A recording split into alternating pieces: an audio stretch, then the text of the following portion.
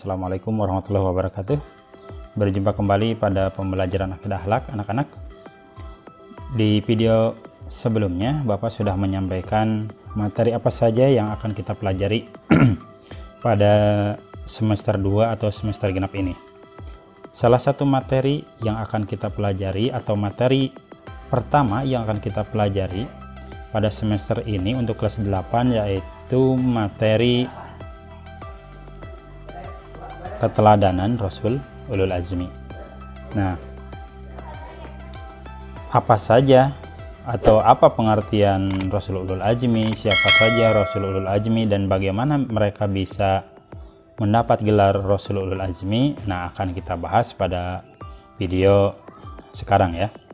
Namun sebelum kita mulai ke pembelajaran, mari kita awali pembelajaran kali ini dengan mengucapkan basmalah bersama. Bismillahirrahmanirrahim. Untuk materi keteladanan Rasul Ulul Azmi, kalian bisa buka halaman 113 ya. Atau bisa juga dengan membuka diktat yang sudah Bapak share di grup sebelumnya ya. Oke. Kalau sudah siap, mari kita mulai.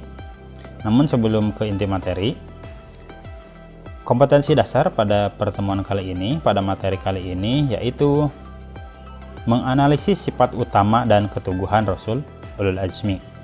Kemudian kompetensi lainnya yaitu menyajikan hasil analisis kisah keteladanan Rasul Ulul Azmi. Itu kompetensi dasarnya. Oke. Kalau kalian sudah siap, silahkan buka halaman 137 di buku ya, atau di diktat, silahkan buka. Oke, tadi sudah Bapak sampaikan bahwa apa itu pengertian Rasul Ulul Azmi, kemudian siapa saja Rasul Ulul Azmi itu, dan bagaimana mereka bisa mendapatkan gelar Rasul Ulul Azmi. Nah, akan kita bahas. Yang pertama, pengertian Rasul Ulul Azmi. Bapak harap kalian sudah tahu ya. Bapak yakin kalian sudah tahu, atau mungkin sebagian belum tahu tapi sudah pernah mendengarnya. Nah, akan kita bahas ya. Nah, sebagaimana kita ketahui, jumlah Rasul itu ada 25. Itu yang wajib kita imani. Nah, dari 25 itu ada 5 Rasul yang mendapat gelar Rasul Ulul Azmi. Dia bisa kita lihat bersama di halaman 137. Kata Ulul Azmi berasal dari bahasa Arab, yaitu ulul yang artinya orang yang memiliki, dan azmi artinya cita-cita yang mantap. Bisa diartikan, jadi ulul azmi itu orang yang memiliki cita-cita yang mantap. Nah, itu salah satu pengertiannya ya.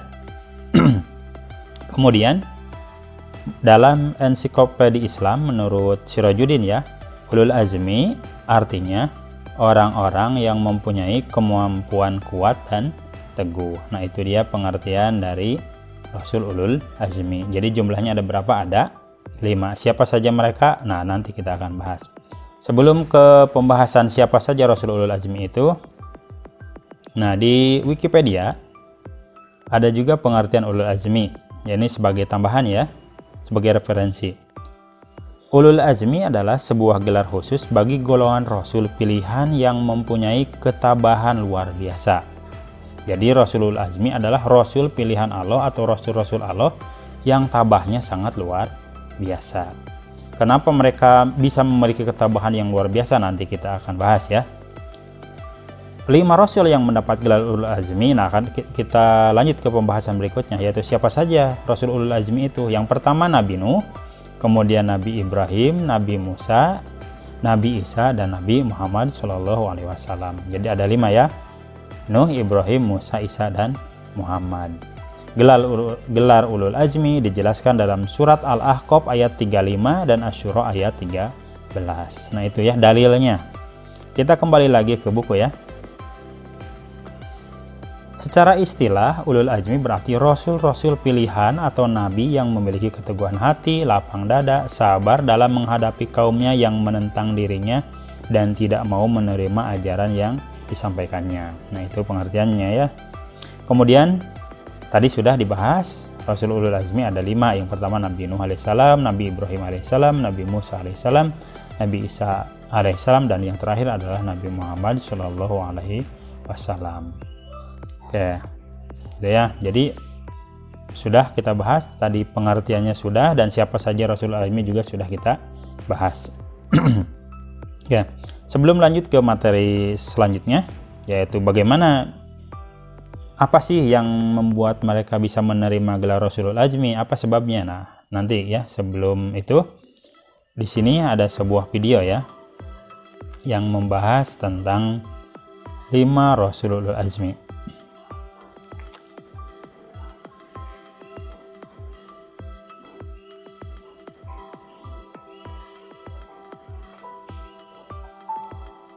Ya, di sini tadi sudah disebutkan ada dalil, ada ayat, yaitu surat Al-Ahqaf ayat 35. Bersabarlah engkau sebagaimana sabarnya Rasul-Rasul Ulul Azmi dari kalangan Rasul. Jadi Rasul Ulul Azmi ini yaitu Rasul yang sangat memiliki kesabaran luar biasa. Ya.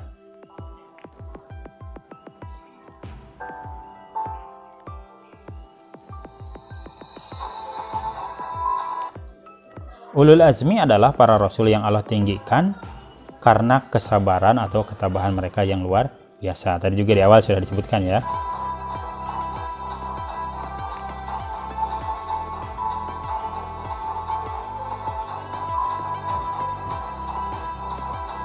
Yang pertama adalah Nabi Nuh alaihissalam. Nabi Nuh alaihissalam tanpa menyerah berdakwah selama hampir 1000 tahun, namun pengikutnya tak lebih dari 200 orang. Bisa bayangkan ini berdakwah 1000 tahun tapi yang beriman kepada Allah atau yang menjadi pengikutnya hanya 200 orang. Bahkan istri dan anaknya yang bernama Kan'an sekalipun itu termasuk orang yang menentang Nabi Nuh alaihissalam itu sendiri. Nah, itu ya.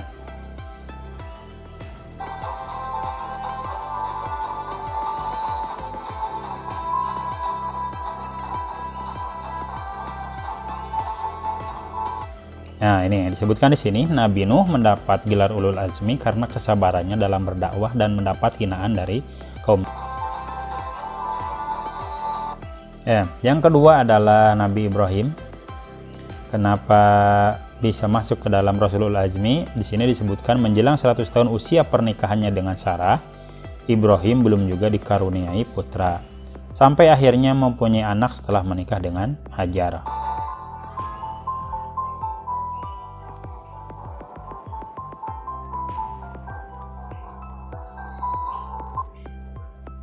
Anaknya yang telah lama ditunggu ini, Ismail, harus ditinggalkan di gurun pasir tandus dan kelak bahkan harus disembelih. Ya, pada akhirnya Nabi Ibrahim punya putra ya dari Hajar yang bernama Nabi Ismail. Tapi ternyata setelah punya Nabi Ismail, Nabi Ibrahim harus meninggalkannya di gurun pasir dan kelak akan atau harus disembelih ya.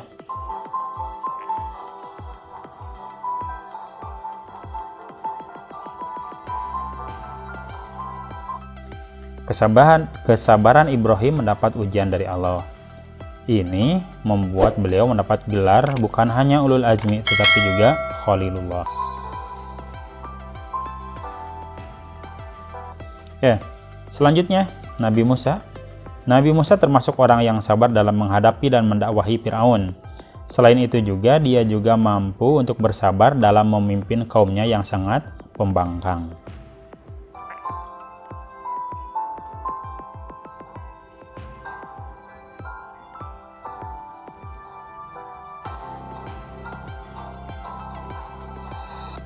Selanjutnya, Rasulul Azmi yang keempat yaitu Nabi Isa alaihissalam. Di sini disebutkan banyak hal yang menunjukkan bahwa Isa memiliki kesabaran dan keteguhan dalam menyampaikan ajaran Allah. Isa sabar menerima cobaan sebagai seorang yang miskin.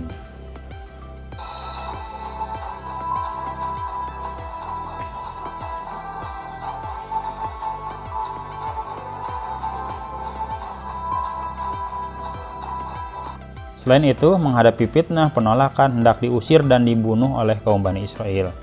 Kehidupan Isa menggambarkan kezuhudan dan ketaatan dalam beribadah.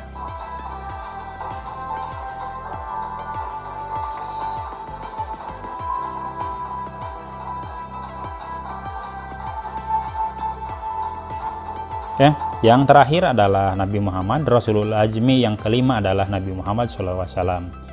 Sesungguhnya telah datang kepadamu seorang Rasul dari kaummu sendiri. Berat terasa olehnya penderitaanmu, sangat menginginkan keimanan dan keselamatan bagimu.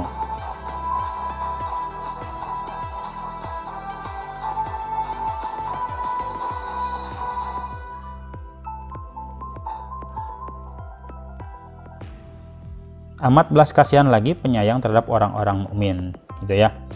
Dialah ulul azmi yang terakhir, Rasulullah, yang mencintai umatnya melebihi siapapun juga.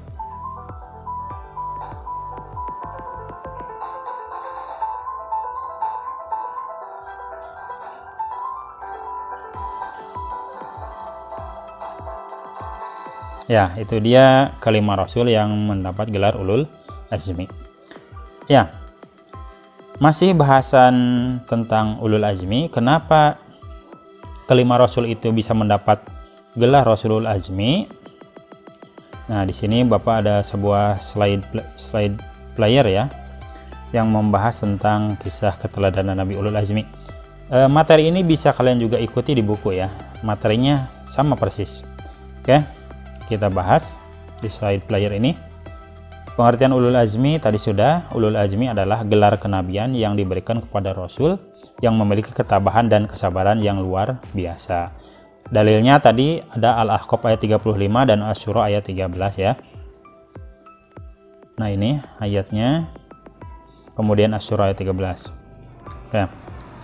Ya, sifat utama Nabi Ulul Azmi atau Rasulul Azmi yang pertama memiliki seruan dakwah global dan universal untuk manusia dan jin. Kemudian memiliki syariat dan agama yang mandiri dan baru. Kemudian yang ketiga memiliki kitab samawi. Oke, yang pertama Nabi Nuh ya. Tadi sudah dibahas. Kenapa Nabi Nuh termasuk Rasulul Azmi? Nabi Nuh termasuk Rasulul Azmi karena kesabarannya dalam berdakwah dan mendapat hinaan dari kaumnya. Tadi disebutkan 1000 tahun berdakwah yang menjadi pengikutnya hanya ratusan orang. Bahkan istri dan anaknya yang bernama Kan'an itu termasuk orang yang menentang ajaran Nabi Nuh alaihi salam. Ya, kemudian orang yang membangkang atau yang menentang Nabi Nuh itu ditenggelamkan oleh Allah ya. Dan Nabi Nuh sendiri membuat perahu atau bahtera ya.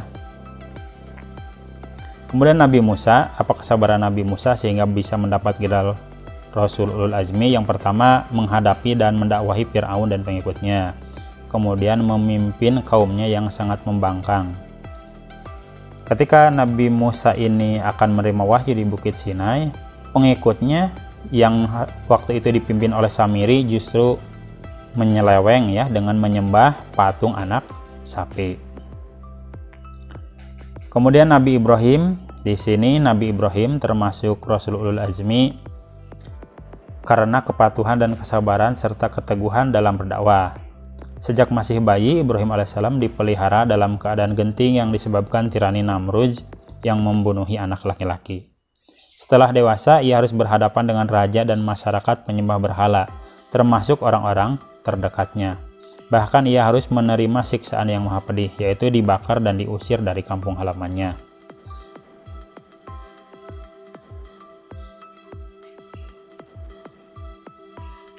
Ya, yang lebih berat yang menguji kesabaran Nabi Ibrahim yaitu perintah apa? Perintah untuk mengorbankan Ismail. Jadi Nabi Ibrahim itu diperintah untuk menyembelih putranya sendiri, putra yang ditunggunya selama ratusan tahun ya dari Siti Hajar. Kemudian Nabi Isa, kesabarannya di sini sabar sebagai orang miskin, kemudian sabar menerima pengkhianatan seorang muridnya yaitu Yudas Iskariot. Kemudian yang ketiga, sabar menghadapi fitnah, penolakan, hendak diusir dan dibunuh oleh kaum Bani Israel. Kehidupan Isa menggambarkan kezuhudan dan ketaatan dalam beribadah. Yang terakhir adalah Nabi Muhammad. Sejak kecil hingga dewasa, Nabi Muhammad mengalami masa-masa sulit. Pada usia 6 tahun beliau sudah menjadi yatim piatu. Kemudian setelah dewasa, beliau harus membantu meringankan beban paman yang merawat beliau. Namun yang paling berat tantangan yang dihadapi adalah setelah diangkat menjadi Rasul.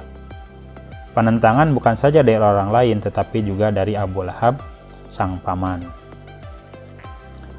Beliau juga harus ikut menderita tatkala Bani Hashim diboikot atau diasingkan di sebuah lembah karena dakwah beliau.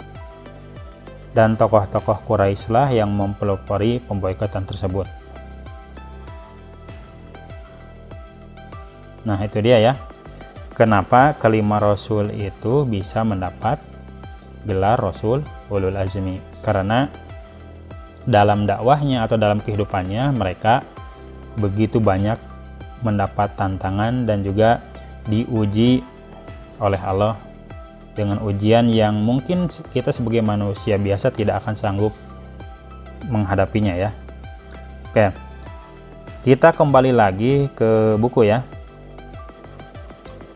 Di halaman 142 bisa kita lihat bersama sifat-sifat atau hikmah keteladanan dari Rasul Azmi yang bisa kita ambil. Yang pertama adalah apa? Yang pertama sabar, yang kedua ikhlas, kemudian yang ketiga berikhtiar, keempat tawakal, dan yang terakhir adalah teguh pendirian.